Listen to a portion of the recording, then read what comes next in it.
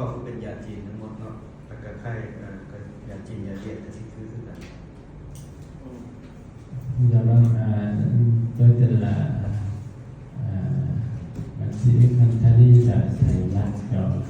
phó giám đốc bệnh viện và tất cả các vị bác sĩ tại đây. ก็เห็นส่วนประกอบของนั้นหนึ่งก็มีไปชู่โอ้ไปชู่มันภาษาจีนมันยาเกี่ยวกับเฮ็ดให้จะกลัวเกี่ยวกับกระเพาะเนาะตัวนี้แล้วตัวที่สองมันอูเมอูไมภาษาอูไมบักส่วนประกอบอันนั้นภาษาเวียดจะว่านั้นเนาะ Bên thành phần của sản phẩm này tất cả là đều là giống như cái thuốc bên Trung Quốc hay là của Việt Nam tất cả giống nhau này. Và một số loại thì có một loại liều thuốc như điều trị dạ dày hay sao. แล้วก็มีขิงกันบ่มีขิงแล้วก็มีโสมน้ำผึ้ง có mật ong, có sung, ส่วนสรรพคุณมันก็จะเป็นแบบบำรุงเนาะ มีกีมีน้ำเพิ่ม โสม สูง น่าจะ เป็นแบบนี้เสื้อ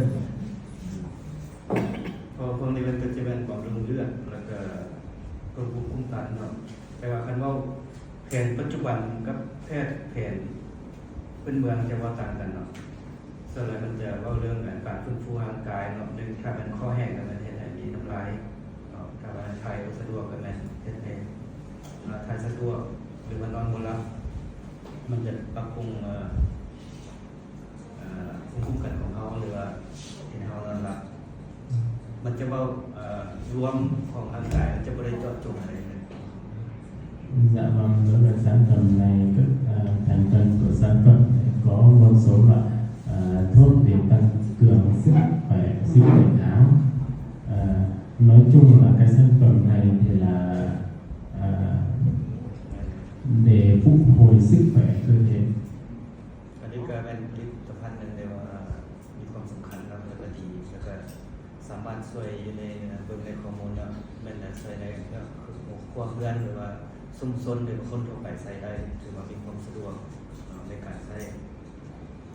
Và dạ vâng, đối với sản phẩm này thì so với xã hội thì là rất là quan trọng. Tại vì sản phẩm này có thể dùng tại gia đình hay là tại cơ sở nào đó. เพื่อจุดประสงค์หลักๆก็มันเพื่อช่วยให้ผู้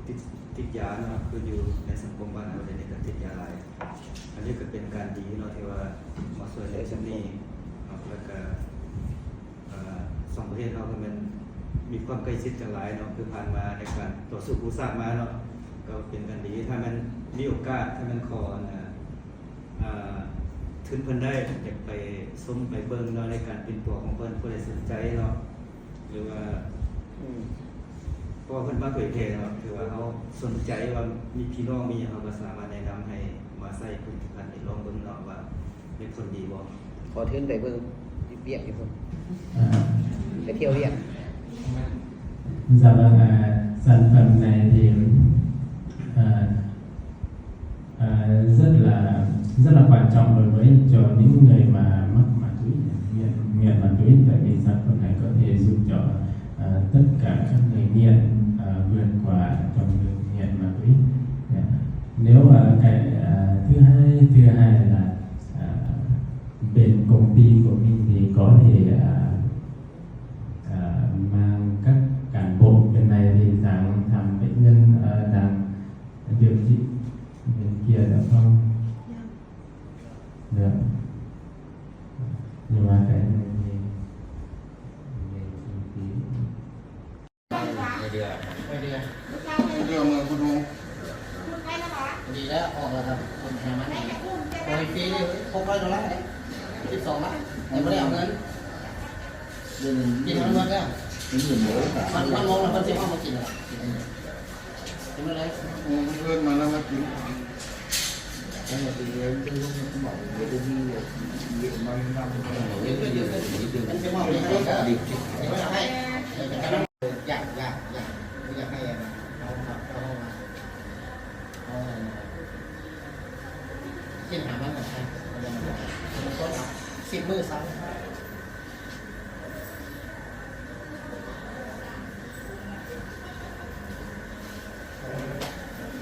ให้ยินได้ดูกินมาเลยโอเคเราอันนี้ให้ลุกขึ้นเข้าใจดีๆลุกขึ้นมาตอบทีละคน เป็นจะได้อาการนะแต่ละคนมันเป็นจะได้เอาเถิดฟังไว้ ลุกมาลุกมาดึงมือไหมมียืดจะถูกไหมยืดอาการมือให้เป็นระเบียบ เราเป็นจะได้แต่ละคนมีอาการอย่างงอ ดีอยู่นอนรับดีอยู่ นอนรับดีเนาะ dễ ngủ ăn ไป ngon วันนี้ กินเรื่องได้ปกติ เอาคนนี้เป็นยังไง รู้สึกดีเลยเจ้านอนรับดี ngủ ngon ไป รู้สึกดีแหละนอนรับดี มาเล่น tốt tốt hơn มาเล่นตัวไหนตอนนี้ดูว่ามันนี่ยังเป็นหนาไปไหมการนอนรับปกติ dễ ngủ ăn ngon มาแค่มาแจ้งอาการเป็นไว้ปกติสบายดี ปกติมันแนวไหน dễ ngủ บอกห้องท้องที่มีผู้ใดได้ออกห้องท้องอย่างนะท่าน อันนี้ได้ห้องนี้ห้องหนึ่งมีเด้อ ว่า ห้องนึงสุขภาพแข็งแรงดี chương trình khác thì không có ความอยากหย่าหันรุ่นพรมาเลยได้ไหน ไอ้น้องเขาจัดการนั่นแหละเช่นอยากจะคิดไปได้บ่อยากจะคิดไหน มีเงี้ยคิด ผมมีแล้วคิดเสร็จอีก เพราะข้างในเขาเดี๋ยวนี้เขาคึดหามันก่อนเขาคึดยากนะ không thèm nhớ ผมคืนแล้ว บุคคล แมน เพราะว่ามันมีหลายเคสหันพระเจ้ายังสิคึดอยู่แต่มันความคึดยากนะมันน้อยลง แมนละ ลดลงบ่อันความยากความยาก ผมมีเลยนะจุนี่นะผมอยากเลย มึงจะไปตอบแทนเขา เอ้ย มึงบ่มีอยู่ không thèm nhớ แต่สลายนี่มันลดลงความยาก nói chung là tốt โอเค tín hiệu rất tốt tốt rất là phấn khởi đấy เรา là ว่าเข้าใจแล้ว นอนได้ไม่นึกเราจะเอามีมาให้อีกเนาะ จีนี่เบียดเอาพวกนี้เป็นยังไง รู้สึกดีเลยเจ้านอนรับดี tốt lắm ไหน รู้สึกดีแหละนอนรับดี มีความ นี่ตัวไหนตอนนี้ดูว่ามันนี่เป็นหนักเลยอาการนอนรับปกติ dễ ngủ ngon มาแจ้งอาการเป็นไว้ปกติเท่าไหร่ ปกติมันแนวไหน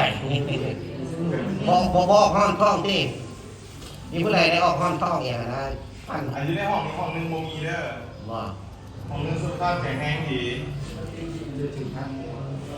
ความอยากหย่าหันรุ่นพรมาเลยได้ไหน ไอ้น้องผมอยากการเลยคืออยากจะคิดไปเลยได้ผมก็อยากจะคิดไหนผมมีแล้วคิดเสร็จอีก เพราะข้างในข้างในเขาเดี๋ยวนี้เขาคึดหามันก่อนเขาคึดยากนะ giờ không nhớ này không thèm nhớ บุกขึ้นแล้ว บุคึด แมน เพราะว่า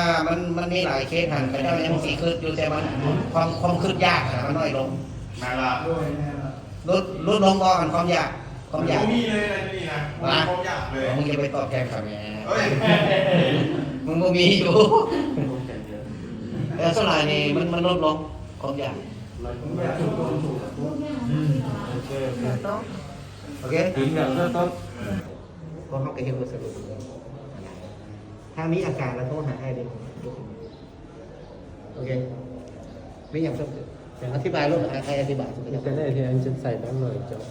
nhân viên y tế bên đây theo dõi các tình trạng của bệnh nhân sau dùng thuốc này có tác dụng gì không, hay là bệnh nhân